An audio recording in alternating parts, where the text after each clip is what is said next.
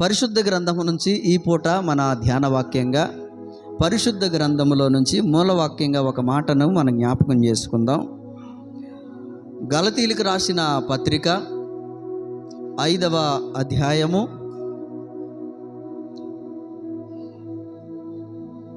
23-24 వచనాలు ఎవరైనా ఒకళ్ళు చదవండి. క్రీస్తు యేసు సంబంధులు శరీరమును దాని ఇచ్చలతోనూ దురాశలతోనూ సిలువ వేసి ఉన్నారు అని రాయబడి ఉంది. దేవుడు తన పరిశుద్ధ వాక్య భాగాన్ని మన వినికిడిలో దీవించునుగాక. ఆమేన్. ప్రియమైన దేవుని బిడ్డలారా, ఈ గలతీలకు రాసినటువంటి పత్రిక 5వ అధ్యాయంలో ఈరోజు మనం చదువుకున్నటువంటి వాక్య భాగాలు ఏవైతే ఉన్నాయో దాదాపుగా మనం 16వ వచనం నుంచి 24వ వచనం వరకు ఈరోజు మనము పత్రికా పాఠ్య భాగంగా చదువుకున్నాం. ఈరోజు మనం చదువుకున్నటువంటి వాక్య భాగాల్లో ఈ మూల వాక్యాన్ని అనుసరించి కొన్ని మాటలు మనం ధ్యానం చేసేటువంటి ప్రయత్నం చేద్దాం. ఇక్కడ రాయబడిన మాట ఏంటంటే, క్రీస్తు యేసు సంబంధులు శరీరమును దాని ఇచ్చలతోనూ దురాశతోనూ సిలువ వేసి ఉన్నారు అని రాయబడి ఉంది. ఇక్కడ కొంతమంది వ్యక్తులను గురించి ప్రస్తావించబడింది. ఒక సమూహాన్ని గురించి, ఒక గుంపు కొరకు చెప్పబడింది. ఎవరా సమూహము, ఎవరు ఆ గుంపు అని అంటే క్రీస్తు యేసు సంబంధులు. ఎవరు సంబంధులు అంట? క్రీస్తు యేసు సంబంధులు. క్రీస్తును కలిగినటువంటి వారు, క్రీస్తును వెంబడించేటువంటి వారు, క్రీస్తు బోధలను ఆచరణలో పెట్టేటువంటి వారు, క్రీస్తు యొక్క మాటల యందు లక్ష్యముంచేటువంటి వారు, క్రీస్తు రాకడ కొరకు కనిపెట్టేటువంటి వారు క్రీస్తు సంబంధులు. హల్లెలూయా.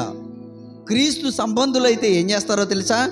శరీరాన్ని దాని ఇచ్చలను అన్నారు. ఇచ్చ అంటే కోరిక అని అర్థం.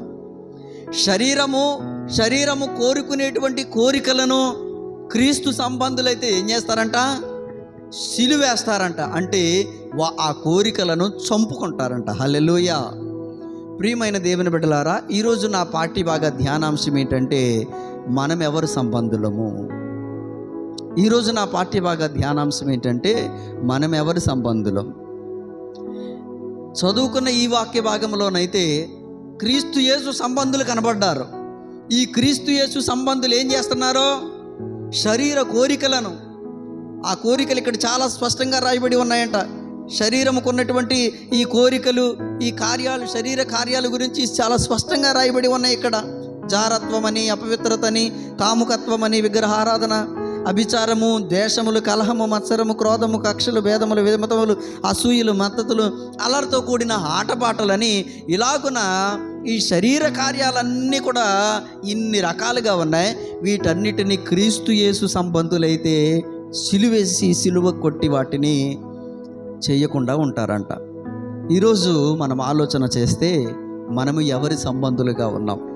పరిశుద్ధ గ్రంథములో కొన్ని విషయాలు మనం ఆలోచన చేసినప్పుడు కొంతమంది వ్యక్తులను, కొంతమందితో సంబంధము కలిగి ఉన్నటువంటి వారిని గురించి బైబిల్ చాలా స్పష్టంగా ప్రస్తావిస్తూ ఉంది. అలాగున కొన్ని సంబంధాలను గురించి ఈరోజు మనము జ్ఞాపకం చేసుకుంటే అసలు మనము ఎవరి సంబంధము కలిగి ఉన్నాము, వేటితో సంబంధము కలిగి ఉన్నాము అనేటువంటి ఆలోచన మన హృదయంలో తలెత్తుతుంది. తద్వారా మనందరము కూడా మారు మనసు పొందటానికి, వ్యక్తిత్వాన్ని మార్చుకోవటానికి అవకాశం ఉంటుంది. హల్లెలూయా, హల్లెలూయా. మొదటిగా పరిశుద్ధ గ్రంథములో నుంచి మనం ఆలోచన చేసినప్పుడు పరిశుద్ధ గ్రంథములో యోహాను సువార్త 3వ అధ్యాయము 31వ వచనాన్ని మనం జ్ఞాపకం చేసుకుంటే, భూమి నుండి వచ్చువాడు భూసంబంధి అయి భూసంబంధమైన సంగతులను గూర్చి మాట్లాడును. చాలు. ఇక్కడ ఒక సంబంధం గురించి ప్రభు ప్రస్తావించారు. ఏ సంబంధము? కొంతమంది వ్యక్తులంట ఏ సంబంధాన్ని కలిగి ఉన్నారు? భూ సంబంధము కదా. భూ సంబంధి అయి భూ సంబంధమైన సంగతులను గూర్చి మాట్లాడును అన్నారు. ఈ రోజుల్లో చాలామంది వ్యక్తులు భూ సంబంధులుగా జీవిస్తున్నారు. భూ సంబంధులు అంటే ఏంటండి? అర్థం కావట్లేదా? సరే, ఈ భూ సంపదలని గురించి బైబిల్ ఏమని తెలియచేసిందంటే, యాకోబు పత్రిక 3వ అధ్యాయము 15వ వచనాన్ని ఒక్కసారి మనం జ్ఞాపకం చేసుకుంటే, ఈ భూ సంబంధుల గురించి వాక్యం తెలియజేసిన మాటను ఒకసారి మనం జ్ఞాపకం చేసుకుందాం. భూ సంబంధమైనదియు ప్రకృతి సంబంధమైనదియు దయ్యముల జ్ఞానము వంటిదియునై ఉన్నది. ఏలయనగా మత్సరము వివాదము ఎక్కడ ఉండునో అక్కడ అల్లరియు ప్రతి నీచ కార్యము ఉండును. ఈ కార్యాలు చేసేవాడిని భూ సంబంధి అంటారు. ఇది పైనుండి వచ్చిన జ్ఞానం కాదంట. ఈ భూమి మీద వాడంతట వాడే దుష్టుని దగ్గర నుంచి సంపాదించుకున్న భూ సంబంధ జ్ఞానం ఇది. ఈ భూ సంబంధమైన వ్యక్తి ఏం చేస్తాడంటే మత్సరం కలిగి ఉంటాడు, వివాదం కలిగి ఉంటాడు, ఇంకా చెప్పాలి ఏంటంటే అల్లరి కలిగి ఉంటాడు.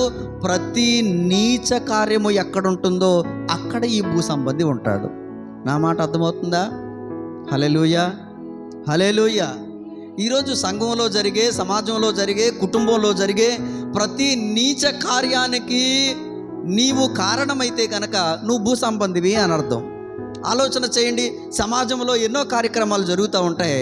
అన్నీ మంచి కార్యక్రమాలు కాదు, కొన్ని చోట్ల నీచ కార్యాలు కూడా జరుగుతున్నాయి. చూడండి, మీరు గమనించండి. కొన్ని చోట్ల రికార్డింగ్ డ్యాన్సులు పెడుతున్నారు.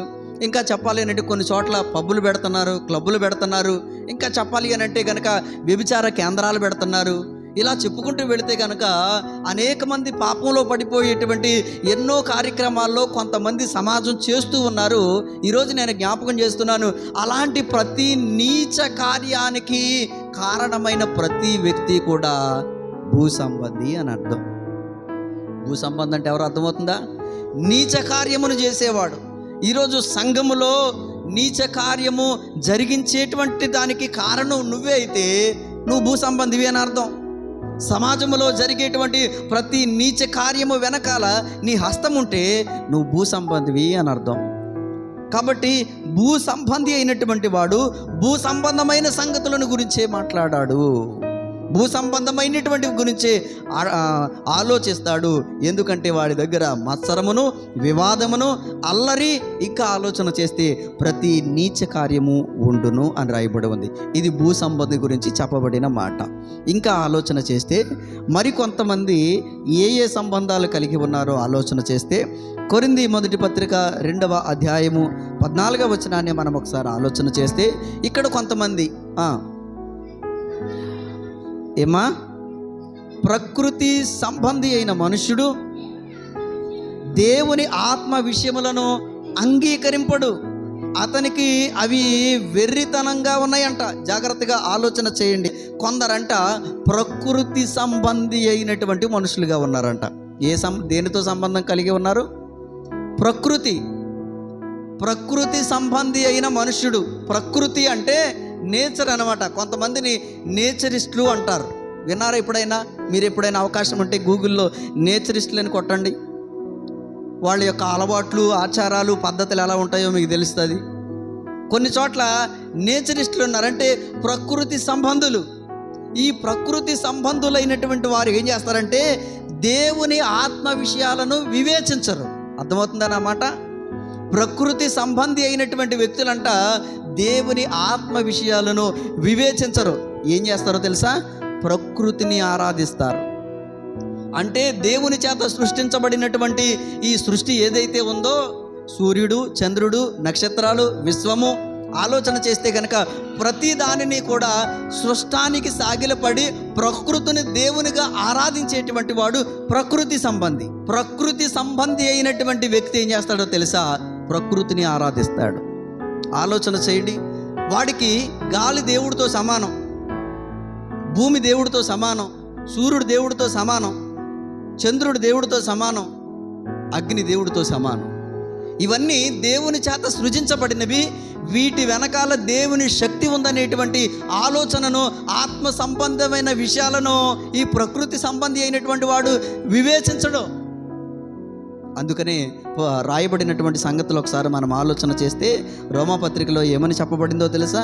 1వ అధ్యాయము 25వ వచనంలో మనం చూసినప్పుడు ఎట్టివారు అంటే ప్రకృతి సంబంధులు దేవుని సత్యమును అసత్యానికి మార్చి సృష్టికర్తకు ప్రతిగా సృష్టమును పూజించి సేవించారంట. ఇక్కడ ఆలోచన చేయండి. ఏం చేస్తున్నారు తెలుసా?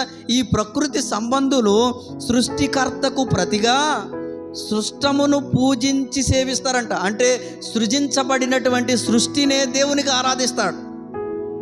సూర్యుడిని, చంద్రుడిని, ఆకాశాన్ని, భూమిని, గాలిని, అగ్నిని, ఇలాగున దేవుడు కలగజేసినటువంటి పంచభూతములన్నిటినీ కూడా దేవునికి ఆరాధిస్తాడు. ఇట్టివారు ఎవరంటే ప్రకృతి సంబంధులు, నేచరిస్టులు, ప్రకృతిని దేవుడిగా ఆరాధించేటువంటి వారు. కానీ ఆ ప్రకృతి అంతటినీ కూడా, ఈ సృష్టిని అంతటినీ కూడా కలగజేసినటువంటి నిత్య శక్తి అయినటువంటి దేవుడు ఒకరున్నారు అనే సంగతిని ఈ ప్రకృతి సంబంధి అయిన వాడు వివేచించడు. ఏం చేయడు? వివేచించడు. కాబట్టే ఏం చేస్తాడో తెలుసా? ఆలోచన చేయండి. అక్కడ 23వ వచనంలో రాయబడిన మాట ఏంటో తెలుసా? అక్షయుడకు దేవుని మహిమను క్షయమగు మనుషుల యొక్కయు, పక్షుల యొక్కయు, చతుష్పాద జంతువుల యొక్కయు, పురుగుల యొక్కయు ప్రతిమా స్వరూపములుగా మారుస్తారు. ఈ ప్రకృతి సంబంధులు ఏం చేస్తారో తెలుసా? సూర్యుడిని, చంద్రుణ్ణి, భూమిని, గాలిని, నీరుని, అగ్నిని, వీటిని మాత్రమే దేవుడిగా కాక సృజించబడినటువంటి పక్షులున్నాయి చూడండి, పురుగులున్నాయి చూడండి, మనుషులున్నారు చూడండి, చతుష్పాదం అంటే 4 కాళ్ళ జంతువులున్నాయి చూడండి, వీటిని కూడా దేవునిగా ఆరాధిస్తాడు ఈ ప్రకృతి సంబంధి అయినటువంటి వాడు. ఈరోజు నేను అడుగుతూ ఉన్నాను, దేని సంబంధము కలిగి ఉన్నాం మనం? చదవబడినటువంటి వాక్య భాగంలోనైతే మీరు క్రీస్తు యేసు సంబంధులైతే శరీర కార్యములను మీరు సిలువకు కొట్టి చంపుకుని క్రీస్తు కొరకు జీవిస్తారు. మరికొందరు భూ సంబంధమైన విషయాలను ఆలోచిస్తూ భూ సంబంధమైన వ్యక్తులుగా ప్రతి నీచ కార్యం వెనకాల వాళ్ళే కారణంగా ఉంటున్నారు. మరికొంతమంది అయితే ప్రకృతి సంబంధులై ఏం చేస్తున్నారు? ప్రకృతిని ఆరాధిస్తున్నారండి. ప్రియమైనటువంటి దేవుని బిడ్డలారా, సృజించబడినది ఏది కూడా దేవుడు కాదు, నిర్మించబడినది ఏది కూడా దేవుడు కాదు. నిర్మించబడినటువంటి వాటి వెనకాల నిర్మాణకుడు ఉన్నాడు చూడండి, ఆయన మాత్రమే దేవుడు. హల్లెలూయా. కాబట్టి ప్రియమైన దేవుని బిడ్డలారా, ఈ లోకంలో కొంతమంది ప్రకృతిని ఆరాధించేటువంటి వారుగాను, ప్రకృతిని సేవించేటువంటి వారుగాను కొంతమంది వ్యక్తులు ఉన్నారనే విషయాన్ని మీకు జ్ఞాపకం చేస్తున్నాను. ఇకపోతే మరొక విషయాన్ని మీకు జ్ఞాపకం చేస్తున్నాను. యోహాను సువార్త 17వ అధ్యాయం 14వ వచనం. నేను లోక సంబంధిని కానన్నట్టు వారును లోక సంబంధులు కారు గనుక లోకము వారిని ద్వేషించును అని రాయబడి ఉంది. ఇక్కడ ప్రభు ఏం చెప్తూ ఉన్నారంటే, నేను లోక సంబంధిని కాదు, నేను ఇచ్చినటువంటి వాక్యాన్ని అనుసరించేటువంటి వారు కూడా లోక సంబంధులు కాదు, కానీ కొంతమంది లోక సంబంధులు ఉన్నారు అని ప్రభు ప్రస్తావిస్తూ ఉన్నారు.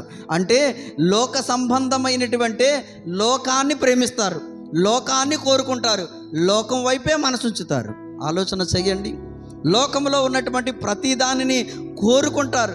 సినిమాలు చూడాలని, సీరియల్ చూడాలని, షికారులు చేయాలని, లోకంలో జరుగుతున్నటువంటి ఎన్నో ఈ కార్యక్రమాలు, లోక సంబంధమైన కార్యక్రమాలలో మునిగి తేనాలనేటువంటి ఆలోచన కలిగి ఉంటారు. ఈరోజు ఆలోచన చేయి, నువ్వు దేనితో సంబంధం కలిగి ఉన్నావు? నువ్వు లోక సంబంధివైతే లోక విషయాలపైనే మనసుంచుతావు. నీవు లోక సంబంధివైతే త్రాగుడు కలిగి ఉంటావు. నీవు లోక సంబంధివైతే వ్యసనపరుడివై ఉంటావు. నువ్వు లోక సంబంధివైతే ప్రతి ఒక్క లోకంలో ఉన్నటువంటి దురలవాట్లన్నిటినీ అలవాటు చేసుకుంటావు. ఎందుకంటే వాటిని లోకం మంచి అని బోధిస్తూ ఉంది. మద్యం సేవించడం మంచా చెడా? ఏమా చెప్పండి, అది హానికరమా ఆరోగ్యకరమా? ఏమా అందరికీ తెలిసిందే కదా. ఇది హానికరమైనా సరే ప్రభుత్వమే ప్రోత్సహించి, ప్రభుత్వమే ప్రత్యేకంగా మద్యం అమ్ముతూ ఉందనంటే లోకం ఎలా ఉందో దీన్ని బట్టి మనం అర్థం చేసుకోవాలి. కాబట్టి ప్రియమైనటువంటి దేవుని బిడ్డలారా, ఈరోజు మనం ఆలోచన చేస్తే గనక ఒక లోక సంబంధి లోక విషయాలపైన మనసుంచుతాడు. లోకంలో ఏం జరుగుతుందో, లోకంలో ప్రస్తుతం ఏది ట్రెండింగ్లో ఉందో దాన్ని అనుసరించాలని అనుకుంటూ ఉంటాడు. ఆ మధ్యకాలం మద్యము ఎక్కువైతే ఆ తర్వాత ఇంకేదో వస్తే ఈ మధ్యకాలం డ్రగ్స్ అంట, గంజాయి అంట, ఇంకా రకరకాలైనటువంటి దురలవాట్లు. లోకం ఏది అనుసరిస్తుందో దాని వెంట వెళ్ళిపోతూ ఉంటాడు. లోక సంబంధి అయితే లోకము ఏది జరిగిస్తూ ఉందో, లోకము ఏది చేస్తూ ఉందో, లోకము ఏ విషయాల్లో మునిగి తేలుతూ ఉందో వాటిని అనుసరించే వారందరూ కూడా లోక సంబంధులే. ఇకపోతే మరొక విషయాన్ని మీకు జ్ఞాపకం చేస్తూ ఉన్నాను. కొరింథీ పత్రిక 3వ అధ్యాయము 1వ వచనం, శరీర సంబంధులైన మనుషులే అనయు క్రీస్తునందు పసిబిడ్డలే అనయు మీతో మాట్లాడవలసి వచ్చెను. ఇక్కడ రాయబడిన మాటల్లో మనం చూస్తే శరీర సంబంధి అయిన మనుష్యుడంట. ఏ సంబంధం ఇది? శరీర సంబంధం. ఈ శరీర సంబంధి అయిన మనుషుడు ఏం చేస్తాడో తెలుసా? ఎంతసేపు మనసు దీని మీదే ఉంటుందండి. ఈరోజు ఏం తిందామా, తినేసాం, టిఫిన్ అయిపోయింది. ఇంక మధ్యాహ్నం ఏం తిందామా, రాత్రికి ఏం తిందామా, రేపుడికి ఏంటి అని శరీర సంబంధి అయిన మనుషుడు ఏం చేస్తాడో తెలుసా? ఈ శరీరం యొక్క కోరికలను నెరవేర్చడానికి ఎంతసేపు ఈ శరీరాన్ని సుఖపెట్టడానికే చూస్తాడు. ఈ శరీరం ఏం కోరుకుంటే అది చేయటానికి చూస్తాడో, ఈ శరీరం కోరుకునేటువంటి ప్రతి కోరికను నెరవేర్చేటువంటి ప్రతి మనుషుడు కూడా శరీర సంబంధులు. ఈరోజు ఆలోచన చేయాలి ప్రియమైనటువంటి దేవుని బిడ్డలారా. అత్యంత ప్రమాదకరమైనటువంటి విషయం ఏంటో తెలుసా? మన విశ్వాస జీవితంలో అత్యంత ప్రమాదకరమైనది, మనము ఓడించలేని మహాశత్రువు ఎవరో తెలుసా? మన శరీరమే. మన శరీరాన్ని మనం ఓడించలేం, మన శరీరం మీద మనం గెలవలేం. ఎందుకో తెలుసా? మన శరీరము విపరీతమైన కోరికలు కలిగి ఉంటుంది. మన శరీరము తినమని, త్రాగమని, సుఖించమని, పరిగెత్తమని, పాపం చేయమని రకరకాలైనటువంటి హావభావాలతో కూడినటువంటి కోరికలను ఈ శరీరం కోరుకుంటుంది. అసలు ఈ శరీరాన్ని లొంగదీయటం అనేది మానవుడి వల్ల కాదు.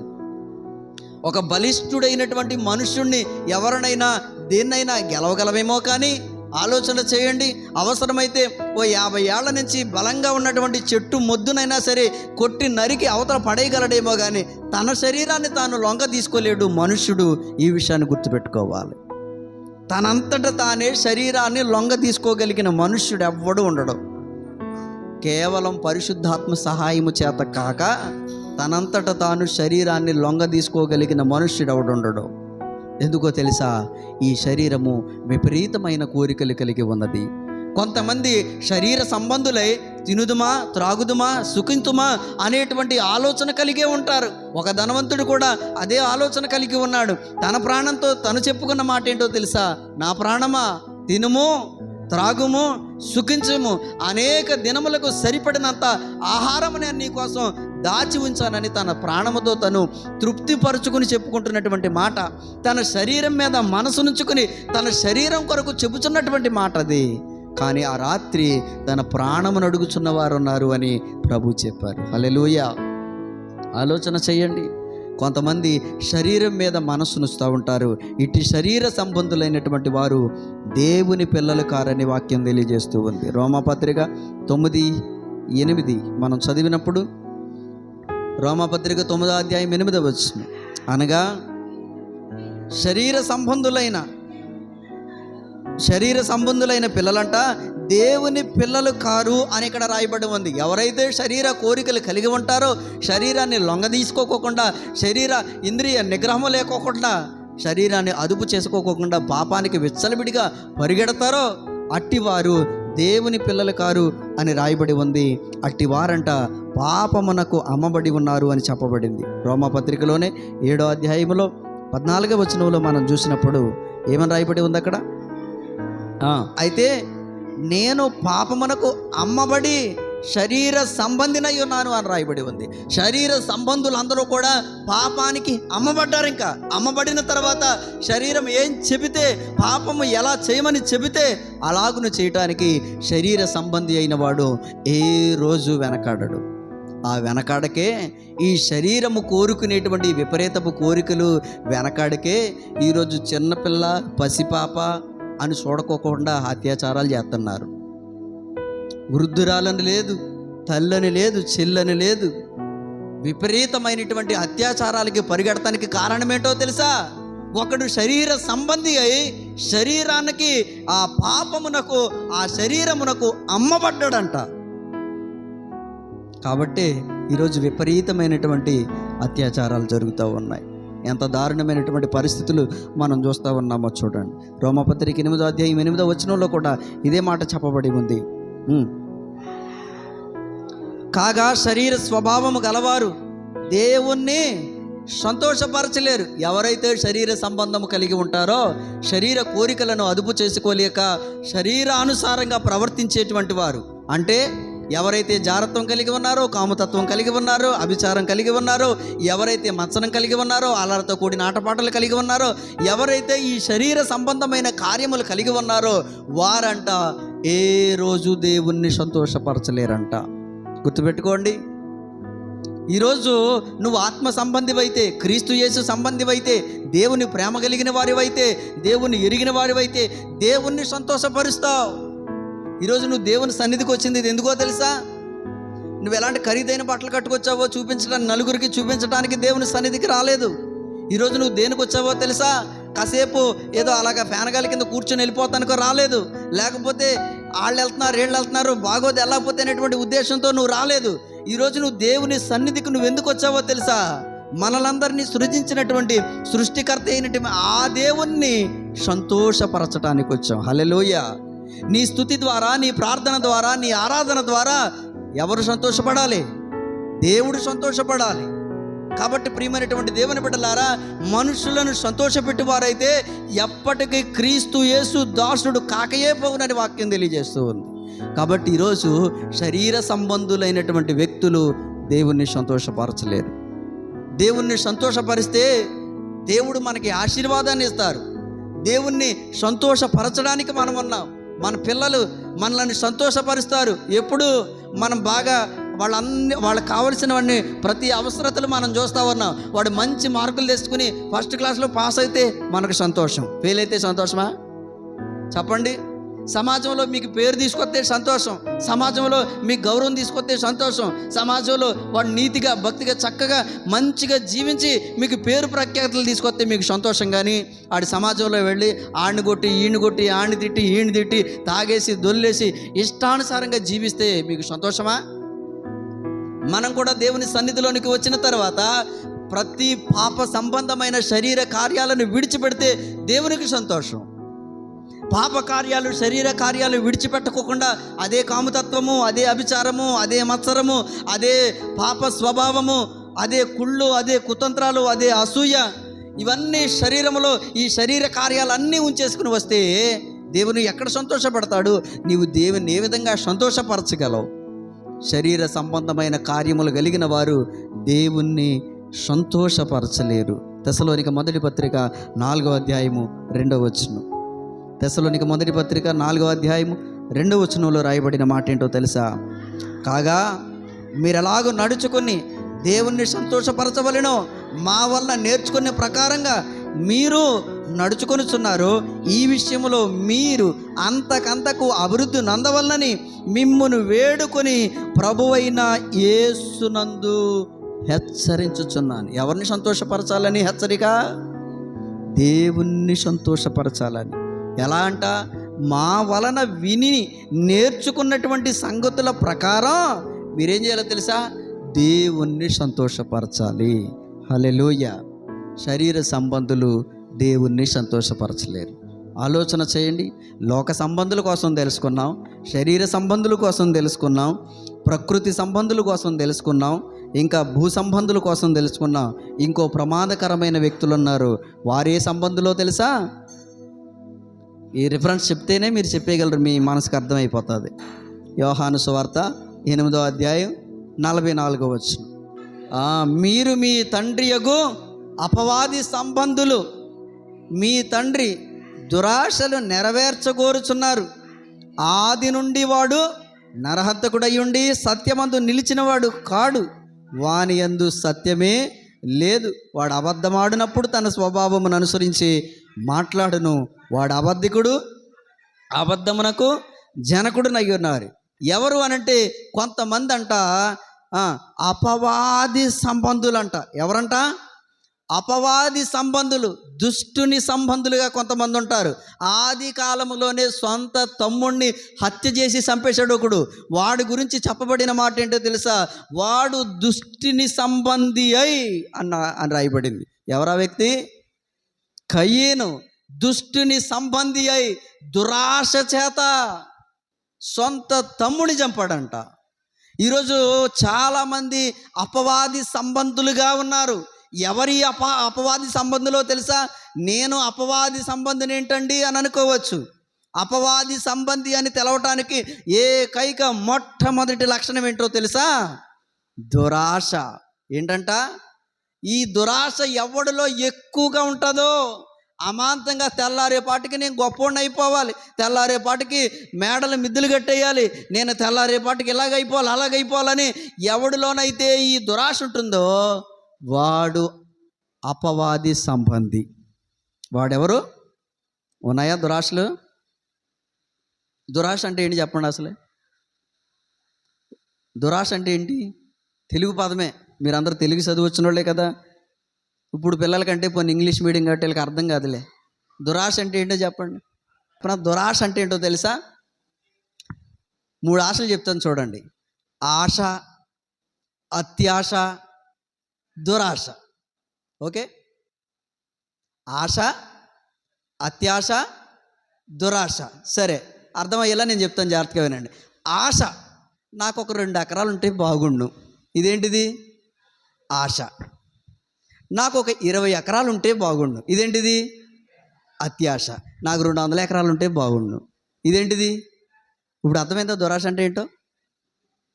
ఎవడైతే దురాశ కలిగి ఉంటాడో, మితిమీరినటువంటి ఆదాయ మార్గాల కొరకు ప్రతి చెడు పని చేయటానికి వెనకాడడో వాడు అపవాది సంబంధి. అపవాది సంబంధులు ఏం చేస్తారో తెలుసా? దురాశను నెరవేర్చగోరుచున్నారు అని రాయబడి ఉంది. అనగా ఇక్కడ మనం ఆలోచన చేస్తే ఇట్టి దురాశలు కలిగి అపవాది సంబంధులైనటువంటి వారికి ఏమి ఉంది, ఏమి సిద్ధపరిచి ఉంది అని మనము ఆలోచన చేస్తే, ప్రియమైన దేవుని బిడ్డలారా, ఎఫెసీ పత్రికలో చాలా స్పష్టంగా రాయబడిన మాట 2వ అధ్యాయం 2వ వచనంలో మనం చూసినప్పుడు, 2వ అధ్యాయం 2వ వచనం, మీరు వాటిని చేయిచు వాయుమండల సంబంధమైన అధిపతిని అనగా అవిధేయుల అయిన వారిని ఇప్పుడు ప్రేరేపించు శక్తికి అధిపతిని అనుసరించి ఈ ప్రపంచ ధర్మము చొప్పున మునుపు నడుచుకుంటురి. వారితో కలిసి మనందరమును శరీరము యొక్కయు మనస్సు యొక్కయు కోరికలను నెరవేర్చుకొనుచు మన శరీరాశలను అనుసరించి మునుపు ప్రవర్తించుచు కడమ వారి వలె స్వభావ సిద్ధముగా దైవోగ్రతకు పాత్రులమయ్యుంటిమి. ఆలోచన చెయ్యండి. మునుపు ప్రవర్తించారంట కొంతమంది. అలాగే దురాశను అనుసరించి మునుపు ప్రవర్తించి కొంతమంది ఏం చేశారో తెలుసా? దైవోగ్రతకు గురయ్యారంట. అలాంటి దురాశలను, అలాంటి అపవాది యొక్క సంబంధులుగా ఉండి వాయుమండల అధిపతి అయినటువంటి ఆ దుష్టుడి యొక్క ఆలోచన చొప్పున ఈ ప్రపంచ ధర్మాన్ని నెరవేర్చుచున్నటువంటి వారు కడమ ఉగ్రతకు గురయ్యే పాత్రులుగా ఉన్నారంట. ఆలోచన చేయండి. మొదట కూడా ఇలాగ దురాశ కలిగి కొంతమంది దైవోగ్రతకు గురయ్యారని రాయబడి ఉంది. నోవహు దినాలలో ఇలాంటి దురాశలకు ఏడవబడి అపవాది ప్రేరేపణ చేత దైవోగ్రతకు గురయ్యి కదా, ఆలోచన చేస్తే కనుక జల ప్రళయము చేత అనేక మంది ప్రజలు నీటిలో చనిపోయినట్లుగా మనం చూస్తూ ఉన్నాం. హల్లెలూయా. ఎందుకో తెలుసా? దేవుడిచ్చినటువంటి పరిధిని దాటి విపరీతమైనటువంటి వ్యభిచారము, విపరీతమైనటువంటి జారత్వము కలిగి ఉండి పాపానికి పరిగెత్తి దురాశ వెంబడి అపవాది సంబంధిగా మారిపోతే అట్టి వాడికంట దైవోగ్రత ఉంది అని చెప్పబడింది. దేవుని వాక్యం ఏమని తెలియజేస్తూ ఉంది? నీ సొంత కుండలో నీళ్లు పానము చేయము అని వాక్యం ఉంది. కానీ సొంత కుండ కాకోకుండా ఇరుగు పొరుగు కుండల వైపు చూసేటువంటి వాడు ఆడెవడు అని అంటే గనక వాడు అపవాది సంబంధి. నోవహు దినాలలో కూడా సొంత కుండల్లో నీళ్లు పానము చేయకుండా, నా మాట అర్థమవుతుంది అనుకుంటున్నాను, నోవహు దినములలో కూడా అనేక మంది సొంత కుండలో నీళ్లు పానము చేయకుండా దేవుడిచ్చిన పరిధిని దాటి ఇష్టానుసారమైనటువంటి పెళ్ళిళ్ళు, ఇష్టానుసారంగా వ్యభిచారం, ఇష్టానుసారంగా జారత్వంలో పడిపోతే అట్టివారు మొదట దైవోగ్రతకు గురయ్యారు. అలాంటి అపవాది దురాశలకు ఏడవబడితే గనక కడమ దైవోగ్రతకు గురయ్యేటువంటి వారు కూడా ఉన్నారు. హల్లెలూయా. అర్థమవుతుందా నా మాట? కడమ దైవోగ్రతకు గురయ్యేటువంటి వారు ఎవరో తెలుసా? అపవాది సంబంధులు అని రాయబడి ఉంది. కాబట్టి ఆలోచన చేస్తే ప్రియమైనటువంటి దేవుని బిడ్డలారా, మరొక వాక్యాన్ని మీకు తెలియచేస్తూ ఉన్నాను. యోహాను సువార్త 8వ అధ్యాయము 47వ వచనాన్ని చదువుతూ మనం కన్క్లూజన్లోనికి వెళదాం. యోహాను సువార్త 8వ అధ్యాయం 47వ వచనం. ఎవరమ్మాయిలో దేవుని సంబంధి అయిన వాడు దేవుని మాటలు వినును, మీరు దేవుని సంబంధులు కారు గనుక మీరు వినరు. ఆలోచన చేయండి, ఇక్కడ ఎవరి సంబంధుల కొరకు రాయబడిందో తెలుసా? దేవుని సంబంధులు. దేవునితో సంబంధం కలిగిన వాడు, దేవుని సంబంధి అయినటువంటి వాడు దేవుని మాటలు వింటాడంట. దేవుని మాటలు వినలేనటువంటి వాడు ఇక మిగతా చెప్పినటువంటి ఆ సంబంధాలు ఏవైతే ఉన్నాయో వాటిలో ఏదో ఒక కోవకు చెందినవాడు అయి ఉంటాడు. దేవుని సంబంధి అయిన వాడు దేవుని మాట వింటాడు, దేవుని మాట ప్రకారంగా జీవిస్తాడు, దేవుడు చెప్పినటువంటి మాటను వాడి జీవితంలో అనుసరిస్తాడు, దేవుడు వద్దన్నది మానేస్తాడు, చెయ్యమన్నది చేస్తాడు. అట్టి వ్యక్తి ఎవరు అనంటే దేవుని సంబంధి అనే విషయాన్ని మీకు జ్ఞాపకం చేస్తున్నాను. ఈరోజు దేవుని చెప్పిన ప్రకారంగా మనం చేయగలుగుతున్నామా? మోషే నా ఇల్లంతటిలో నమ్మకమైన వాడని దేవుడే సాక్ష్యం ఇచ్చారు. దేవుడు చెప్పిన ప్రతి పనిని మోషే తప్పనిసరిగా చేసేవాడు. కాబట్టి ఇశ్రాయేల్ అందరికీ దేవుడు నాయకుడిగా మోషే నియమించాడు. ఆలోచన చెయ్యండి. ఇలా చెప్పుకుంటూ వెళితే గనక మనం దేవుని మాట విని గొప్ప ఆశ్చర్య కార్యాలు చూసినటువంటి వాళ్ళు ఉన్నారు. ఇశ్రాయేలు ప్రజలతోటి యెహోషువ కాలంలో ఆలోచన చేస్తే కనుక దేవుడు ఒక మాట అన్నారు, మీరేం చేయాలో తెలుసా? మీరు యెరికోని స్వాధీనం చేసుకోవాలంటే, యెరికోను జయించడానికి మీకు వారికి అడ్డుగా ఏముంది? పెద్ద ప్రాకారాలు ఉన్నాయి. ఏంటయ్యి ప్రాకారాలంటే? గోడలు, పెద్ద గోడలు ఉన్నాయి. ఆ గోడ ఎవడో ఎక్కలేనంత పెద్ద ప్రాకారాలు ఉన్నాయి. ఎలాగా జయించాలంటే ముందు ఆ గోడ ఎక్కాలి, లేదా ఆ గోడను పడగొట్టాలి. అది మన వల్ల అయ్యే పని కాదని ఇశ్రాయేలీలందరూ నిరుత్సాహపడుతుంటే దేవుడు ఒక మాట చెప్పారు, మీరు చేయాల్సిన పని ఏంటో తెలుసా? ఆ ప్రాకారాల చుట్టూ బోర్లు ఊదుకుంటా తిరగండి అని చెప్పారు. ఎన్ని రోజులమ్మా? 7 రోజులు. 7 రోజులు కూడా మొదట ఒక రౌండ్ బోర్లు ఊదుకుని వచ్చేసి కూర్చోండి. రెండో రోజు వెళ్ళండి, బోర్లు వదండి. వాళ్ళకి ఆశ్చర్యపోతున్నారు. లోపల ఎరుకోలో ఉన్నటువంటి వాళ్ళందరూ బోర్లు ఊతున్నారేంటి, శబ్దం వస్తుంది ఏంటి? ఎవడైనా విజయం పొందిన తర్వాత, యుద్ధంలో జయం వచ్చిన తర్వాత బోర్లు ఊది శబ్దం చేసి ఆర్భాటం చేస్తారు. వీళ్ళేంటి ముందే బోర్లు ఊత్తు మొదలు పెట్టారని లోపల ఉన్న వాళ్ళకి కలవరం మొదలైంది. 7 రోజులు ఊదుతున్నారు, వచ్చేస్తున్నారు. 7వ రోజంట 7 మార్లు ఊదుతూ తిరిగారు. దేవుడు చెప్పిన ప్రకారముగా ఎరుకో ప్రాకారములు కూలిపోయినాయి. హల్లెలూయా. దేవుడు మాట వింటే, దేవుని సంబంధి అయిన వాడు దేవుని మాట వింటాడు. దేవుని మాట వింటే ఆశ్చర్య కార్యాలు చూస్తారు. ఎరుకో ప్రజలు అక్కడ ఎరుకో మీద యుద్ధాన్ని ఇశ్రాయేలు ప్రజలు ప్రకటించినప్పుడు ఇశ్రాయేలు పక్షంగా దేవుడు విజయాన్ని సమకూర్చడానికి ఆ ప్రజలందరూ కూడా దేవుని మాట విని జయాన్ని పొందారు. హల్లెలూయా. మేము బోర్లుత్తమేంటి, గోళ్ళ పడిపోతామేంటి, విచిత్రంగా ఉందని ఒక్కడు కూడా ప్రశ్నించలేదు. బోరు ఊదుతానికి గోడ పడిపోవటానికి సంబంధం ఏంటో తెలియలేదు. కానీ బోర్లు ఊదారు, దేవుడు చెప్పిన మాట విన్నారు, విజయాన్ని వారి జీవితంలో చూశారు. హల్లెలూయా. ఎరుకోని వారు స్వాధీనం చేసుకున్నారు. ఆలోచన చేయండి, దేవుని సంబంధి అయిన వాడు దేవుని మాట అంటాడు. విపత్కర పరిస్థితి వచ్చినప్పుడు, అనుకోని సంఘటనలు జరిగినప్పుడు దేవుని వాక్యం ఏం తెలియజేస్తుంది, దేవుడు ఏం చేయమన్నాడు, ఎలా చేయమన్నాడు అని వాక్య ప్రకారమైనటువంటి నియమాలను వెతికేటువంటి ప్రయత్నం చేస్తూ ఉంటారు దేవుని సంబంధి అయిన వారంటే. హల్లెలూయా. రాత్రంతా చేపలు పడటానికి వెళ్ళారు. వేతిరిగా రాత్రంతా చేపలు పట్టారు. ఎక్కడా కూడా ఒక్క చేప కూడా వాళ్ళు పట్టలేకపోయారంట. ప్రభు వచ్చారు. ప్రభు వచ్చిన తర్వాత ఒక మాట అన్నారు, దోణి కుడి పక్కన వలవేయి అన్నారు. మాకు చాలా ఎక్స్పీరియన్స్ ఉంది, వలయలేను, ఈ సమయం అయిపోయింది, ఈ సమయంలో చేపలు దొరకవు, ఇలాంటివి ఏమీ చెప్పలేదు. పేతురు ఒక మాట అన్నాడు, నీ మాట చొప్పున నేను వల వేస్తున్నానని దోణి కుడి పక్కన వల వేయగానే విస్తారమైనటువంటి చేపలు పడ్డాయి. పేతురు దేవుని మాట విన్నాడు, ఆశీర్వాదం చూశాడు. మోషే దేవుని మాట విన్నాడు, నాయకుడిగా వర్ధిల్లాడు. ఆలోచన చేయండి, ఇశ్రాయేలు ప్రజలు దేవుని మాట విన్నారు, ఎరుకోని స్వాధీనం చేసుకున్నారు. ఈరోజు నువ్వు దేవుని సంబంధివి అయితే దేవుని మాట వింటావు. హల్లెలూయా. అంటున్నారా? ఎంతమంది దేవుని మాట వినగలుగుతున్నారు? ఎంతమంది దేవుని మాటను పాటించగలుగుతున్నారు? ఎంతమంది దేవుని మాట యందు లక్ష్యముంచగలుగుతున్నారు? ఎంతమంది దేవుడు చెప్పిన ప్రకారంగా జీవించగలుగుతున్నారు? ఆలోచన చేయండి. లోకంలో ఎవరెవరో చెప్పినవి అన్నీ చేస్తాం, ఎవరెవరో చెప్పినవి అన్నీ నమ్ముతాం, కానీ దేవుని మాట మాత్రం వినమండి మనం. ఆలోచన చేయండి. ఇక్కడ దేవునితో సంబంధం కలిగిన వారి కొరకు చెప్పబడింది. ఇకపోతే ఆలోచన చేస్తే కనుక ప్రియమైన దేవుని బిడ్డలారా, కొరింథీ మొదటి పత్రిక 2వ అధ్యాయం 15వ వచనం చదవండి.